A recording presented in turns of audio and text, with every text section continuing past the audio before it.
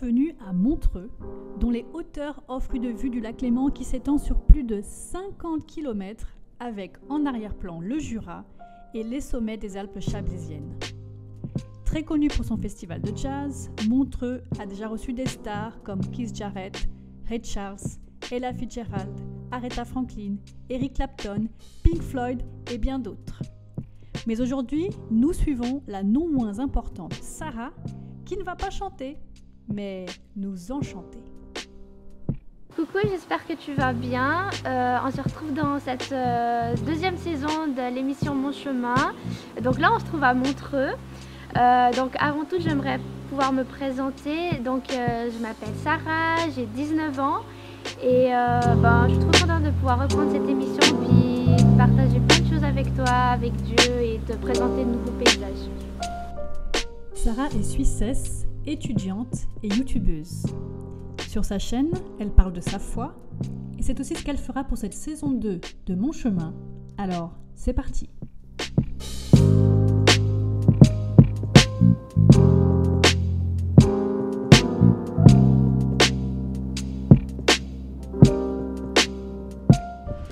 Bon, puisqu'on est en Suisse, je vous présente le petit symbole de la Suisse, la petite vache.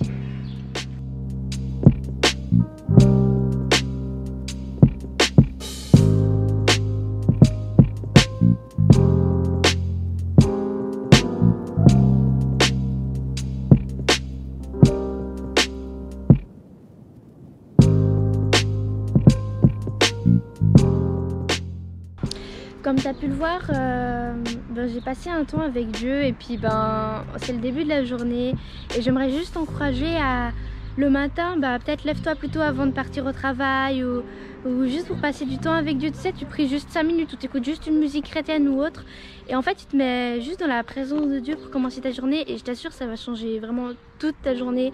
Comment est-ce que tu vas voir les situations que tu vas pouvoir vivre, peut-être tu auras plus de recul, comment est-ce que tu vas pouvoir voir ce que Dieu voudra te dire, tu vas peut-être plus le voir dans les petites choses. Je veux juste t'encourager à prendre un temps avec Dieu et puis pourquoi pas quand tu es en vacances te lever par exemple à 6 h du matin et tu viens au bord du lac et puis tu viens regarder le coucher de soleil, tu passes un temps avec Dieu, c'est tellement bien. Alors quand tu passes du temps avec Dieu, quand tu commences ta journée en passant du temps avec Dieu, très souvent tu auras peut-être plus de joie, tu auras peut-être plus de paix. Parce que la joie que tu peux recevoir avec Dieu, c'est pas comme celle du monde. La joie et la paix que Dieu peut te donner est différente que celle du monde.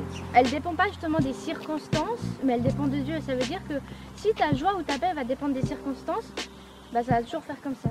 Alors que si elle dépend de Dieu qui lui ne change pas, elle sera toujours la même. Et en fait, tu dois toujours te fixer sur ça et non sur les situations que la vie ce qui peut t'arriver. Si tu as l'impression que tu n'as pas cette joie-là, tu peux juste lui demander. Comme il est écrit dans Jean 16, verset 24. Jusqu'à présent, vous n'avez rien demandé en mon nom. Demandez et vous recevrez, afin que votre joie soit parfaite. En fait, c'est si simple. Tu as juste à demander à Dieu qui t'apporte cette joie. Quand tu mets Dieu au centre de ta vie, tu vas juste être sa joie parce qu'il a juste ça de toi. Ça, c'est écrit dans Sophonie 3, verset 17. L'Éternel, ton Dieu, est au milieu de toi comme un héros qui sauve. Il fera de toi sa plus grande joie. Il gardera le silence dans son amour. Il aura pour toi des transports d'allégresse.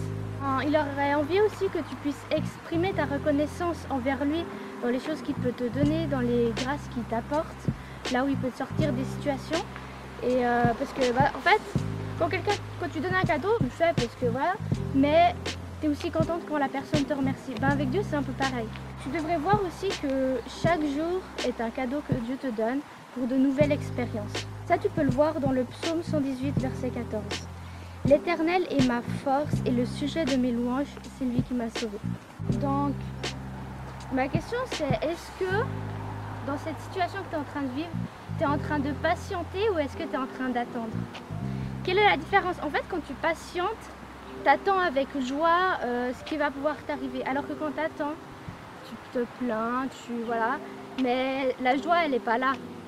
Et le chrétien n'est pas appelé à attendre, mais à patienter.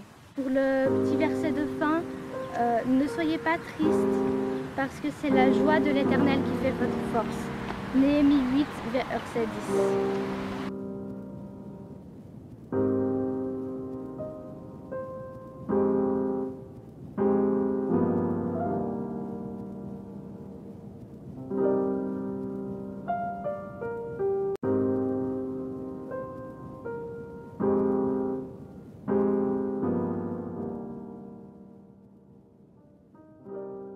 Alors, suite à ce que j'ai dit, je souhaite juste prier pour toi, pour que tu puisses ressentir une joie ou un amour qui vient de Dieu, parce qu'il t'aime.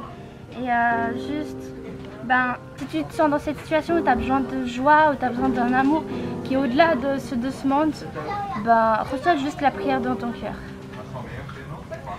Père, je te prie pour les personnes qui ont besoin d'une joie qui vient de toi. Et sur cette vidéo, je te prie que tu puisses venir vraiment les remplir de ton amour, les remplir d'une joie qui est vraiment surnaturelle, qui ne vient pas de ce monde, mais juste de toi. Tu connais chaque personne qui va pouvoir tomber sur cette vidéo.